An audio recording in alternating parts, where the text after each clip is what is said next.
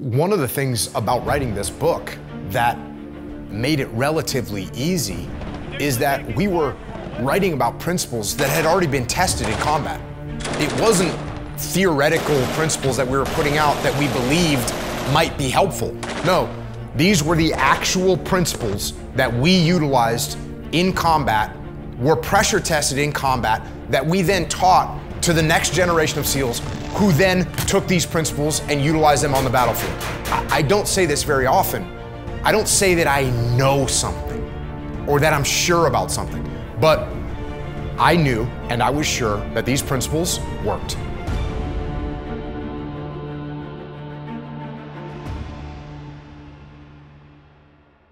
So we had this idea for the book. It was the Bruiser Leader Handbook. It was written in the third person, but we were excited about it. And we knew that we had some leadership lessons to pass on to other people that could be helpful in every aspect of their lives.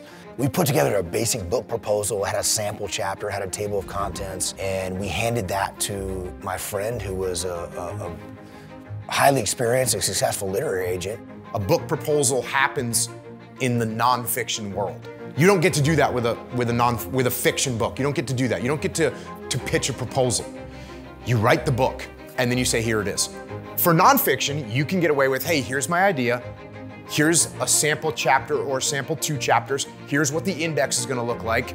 And there's also other elements in there. Hey, we have a business that does consulting. Hey, we have social media. If someone has social media following at the time, we were basically irrelevant on social media. So you put that together into a proposal, and then someone either accepts the proposal or they don't. And she took a look at that and said, I don't think so. She said, you're not ready to write this thing. You need to spend several more years in the business world, or you need to get somebody else to write this for you. No interest in representing us whatsoever as a literary agent, and no interest in passing that on to publishers that may think it was useful. I've been failing my whole life. Like, oh, people didn't like something that you did. For me, it was like, well, yeah, of course. And we had to take a step back and think, okay, we need to write this better. We need to retell the story. That was what kind of helped us take the third person story and put it in the first person and make it a more well-written account, more easily understood by non-military readers and how it might apply to their worlds. Leif and I, we looked at the various topics, we laid out an outline. Once we had the outline done, it was like, you get these 6, I'll get these 6, and start writing. For me, the way I write is, I write 1,000 words a day. It takes me about an hour. For extreme ownership, that meant the book was done for me in like 40 days. Jocko and I have very different writing styles. He's incredibly disciplined, and his goal was to write 1,000 words every day. Mine was different in that I sometimes would procrastinate for days on end and then try to do a whole bunch, multi-thousands of words in a day, or put a ton of time in. The mistake I made was trying to write something thinking that this is going to be publication worthy. And the reality is, it's a lot better, I think, to take Jocko's method of just get something down on paper, because it's a lot easier to edit something once you have it than it is to sit there and try to think of like some thought and try to have it all put together and then think that you're going to write it in one shot and it's not going to need any kind of editing whatsoever. So the book had been written by the time I came on board, as far as like the baseline of it, the foundation.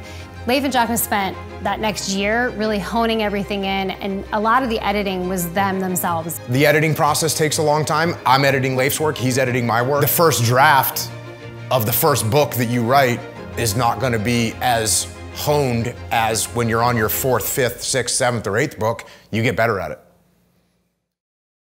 What are the best strategies to set yourself up for success in a leadership role? Joining us right now are 2 men who know the answer, former Navy SEALs and co-authors of the book, Extreme Ownership, How U.S. Navy SEALs Lead and Win. Jocko Willink and Leif Babin joining us right now. Extreme Ownership probably went through 100 different versions. We've changed it radically. We've altered stuff. Chapters that got moved around. In fact, the original opener of Extreme Ownership, Chapter 1, was No Bad Teams, Only Bad Leaders, the boat crew story that I told in what became Chapter 2. And as we were writing the book, I was thinking, man, we need a combat story to open this thing up.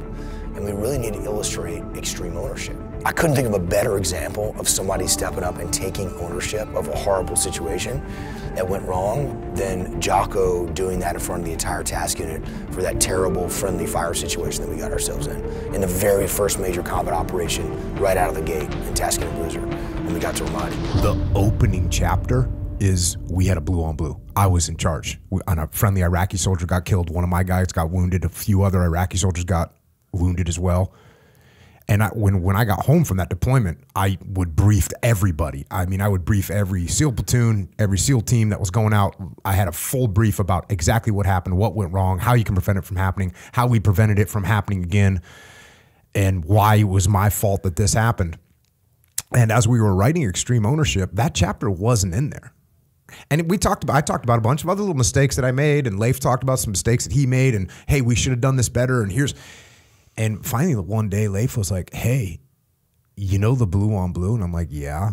And he says, you should put that in here. And I said, I thought about it, and of course in my mind I'm like, damn it.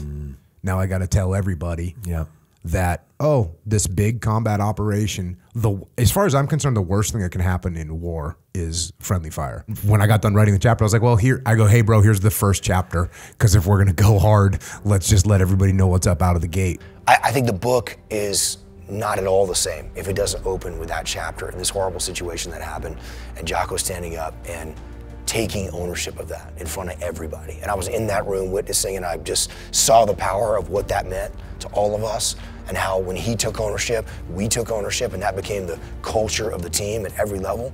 I think generally your best chapters in a book are the hardest parts to write. They're emotional, they're difficult, it's tough to tell those stories, and yet they're the most impactful to people.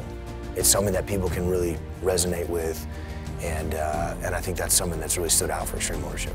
I was sort of expecting it to be like every other Navy SEAL book out there, which is like, hey, look how cool we are. And yet, every chapter is focused on the mistakes that they made. And I know that that resonated for me, and I know it's resonated for a lot of people, because the book was written from this super humble standpoint of, look at all the ways that we failed. Look at all the ways that we screwed up. Look at the mistakes that we made. And that they were willing to say, hey, we made these mistakes, and here's what we did to solve them. We ended up finding another literary agent several months down the road who was interested. We started working with her, and we put together a book proposal and revised that proposal even more. Then we floated it out to all the major publishers across the United States. And the very first 5 publishers that we sent it to said, I don't think so. They said, no, thank you, we'll pass. They said, these guys can't write the book, but if you are willing to work with an author or ghostwriter, then maybe come back and talk to us. Or they just flat out said no. What do I think of that feedback? I was like, yeah, we do need to work more. Yep, we can smooth those things out. I didn't think to myself, they don't get it, they don't see it. I thought to myself, okay, we need to work more. Okay, we need to rehash this chapter. Okay, we need to smooth these transitions.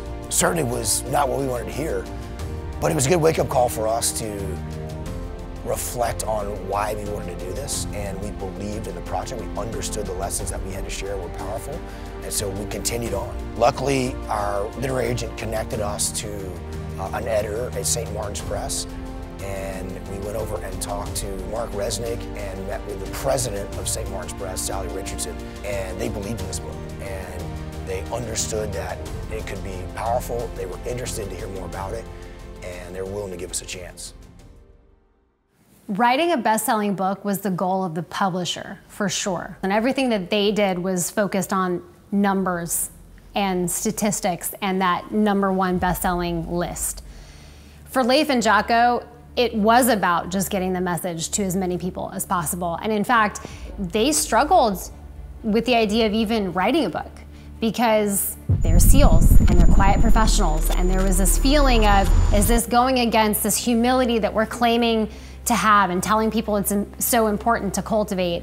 Is it going against then that to then write a book? I knew that we would be able to use this book to help convey the principles of extreme ownership. I knew that, so whether it got accepted or published or anything else was kind of irrelevant, because you know it's gonna help at least the people that you come in contact with understand these principles more, and therefore the book is going to be a success. And by the way, even if I don't convey it to one other person, but now I've sat down with Leif and we've gone through our principles and we've edited them and we've wordsmithed them and we've honed them and made them simple, clear, and concise.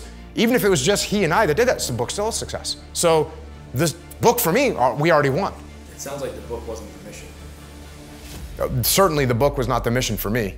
The book was a part, it was a tool that we were going to utilize to help people learn how to lead and learn how to live better. And that's always been paramount. What I think people would be really surprised by is that Leif and Jocko were incredibly thoughtful and intentional on ensuring that the story they were telling was accurate. So they went through a very extensive review with the DoD to ensure that they weren't sharing classified information, that the information they were providing matched up with the timelines, was accurate. They were humble enough to recognize that their recollection of certain stories has the potential to be flawed or exaggerated, and so they relied on each other to hold each other accountable to that. They relied on other people that were there in those scenarios and got answers to questions to ensure that the stories they were telling were accurate. The active duty SEALs that are currently serving and our Department of Defense brethren across the U.S. military is far more important to us than any book that we were going to write. So we wanted to make sure that we follow the proper review process. So we sent it to the Pentagon, we sent it to the Naval Special Warfare Command, had that reviewed. They asked us to take some things out or make some adjustments. We happily did that. And made sure that, you know, if they had an issue with anything that we printed in there, that we wanted to make some changes. We were at a keynote event, a joint keynote, and a box showed up and we had to sign them. And I remember being so excited. It felt like 1 million books that they had to sign, which is laughable now because every muster, I think they're signing 1,000+ books across the various works that are now out. But I think they had to sign 80 books and it just felt like, this is so many books, this is so exciting. That moment it became real. We're about to go to New York and launch this book to the world and hope that it has the impact that it should. You know, when I first held the book in my hand, I felt a total sense of achievement. I didn't feel that. I felt like, hey, cool, we've got good information in here. I think this is gonna help people out. Let's go. I didn't have, it wasn't a dream of mine to be a published author or anything. That probably would have changed things. Look, when you submit a book to a bunch of different people, some people aren't gonna like it. When you come up with a plan for a mission, some people aren't gonna like it.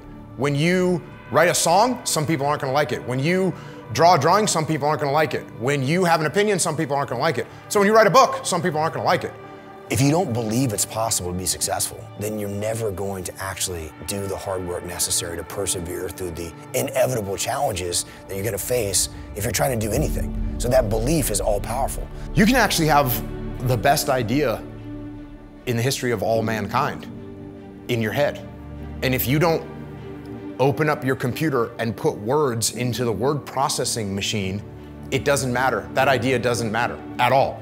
Doesn't matter. There's probably thousands and thousands of people with thousands of brilliant ideas that they don't have the discipline to make that idea come to fruition. If you don't have that kind of discipline to make that happen, your ideas are worthless.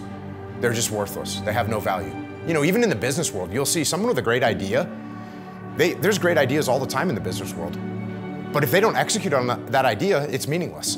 And if you're doing things, your main goal is to get approval from everybody, I don't recommend that because not everyone's gonna approve of everything that you do. And I'm not saying that you should ignore people when they offer you criticism. You should say, okay, noted. That makes sense. Or, you know what? I see it differently than you. I'll take that into account and I'll think about it. And maybe if I hear other people with the same opinion, I'll start to maybe think that I'm wrong. But if you're creating things, you can't expect everyone to like them. Ultimately, what is awesome is that the message of extreme ownership, the principles in extreme ownership, they landed. And in my opinion, when people ask why they landed and why the book got the response that it got, and the book still gets the response that it gets, the reason for that, in my opinion, is because it's the truth. The truth is, if you blame other people and blame other things for your situation in life is not going to improve. And the truth is, if you take ownership of what's going on in your world, of everything that you can, and things that you can't control, you take ownership of how you respond to those things. If you do that, your life will absolutely improve. It will absolutely improve. So that is why, in my opinion, this book resonated so well with people, because people knew that was the truth. They instinctively knew that that was the truth. And they needed to listen to that truth, and they needed to take that attitude of extreme ownership into their world so they could make their lives better.